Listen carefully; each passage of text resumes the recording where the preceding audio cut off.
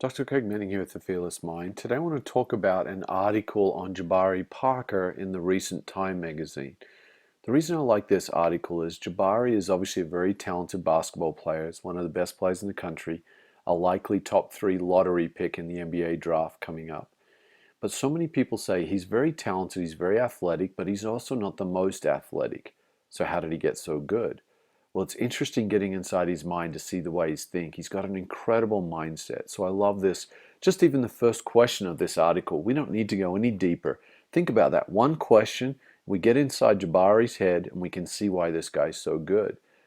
The first question is, it says, you're one of the most highly touted college basketball players to come along in some time. Do you feel a lot of pressure? I love the question. We live in a fishbowl these days, especially athletes that are high profile athletes. Everything they do is scrutinized, everything is looked at. And when you allow everybody else's criticisms, critiques, ideas to get in your head, it's amazing how that can undermine our progression as we get older. It's amazing how we can start focusing on the outcome and allow the fear to occupy our mind, to allow the nerves to occupy the mind instead of the fun when we're young.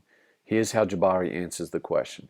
He says, I don't feel it as much as I feel my happiness. If I'm happy with the way that I play, then I'll continue doing it. One thing that frightens me is not having that passion that I have now or even when I was a kid. I love this. Let's break down the first part. I don't feel it as much as I feel my happiness. What he's saying here is he's focusing on what he loves.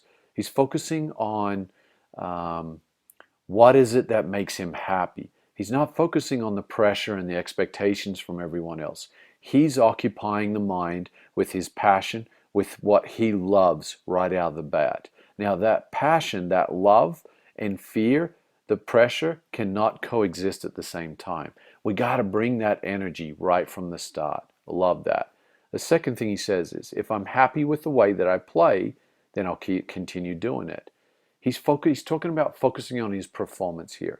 He's not focusing on the outcome. Now, this is what happens to so many athletes. So coaches out there, parents, and athletes yourself, kids, you've got to continually focus on your performance. As we age, we tend to condition in our kids and in ourselves the result, the outcome.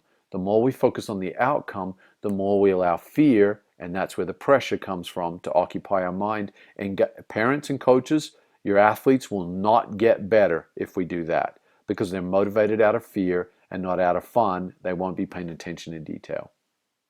So I love that he's staying focused on his performance. So the first thing you can see here, he's staying focused on what he loves. The next thing is he's staying focused on his performance. He's just letting go of the outcome.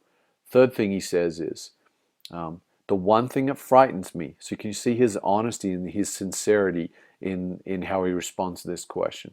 The one thing that frightens me is not having that passion that I have now or even when I was a kid. Again, this just really covers everything we already talked about. You gotta keep the passion alive. You gotta make it fun. Coaches, parents, you've gotta make it fun for your kids. If you don't do that, over time, the fear occupies the mind, the expectations, the pressure occupies the mind, and the kids start spiraling on what not to do. The sport becomes drudgery, it becomes forced, it becomes robotic, and their growth stops. If we keep the passion alive, if we keep having fun, the attention to detail will be laser. The skills will continue to develop and their growth will continue to accelerate. That is the key to development. It doesn't matter how good your kid is. What matters is how quickly they progress, how quickly they learn. You got to keep the fun alive. You've got to keep the passion alive. Have a great day.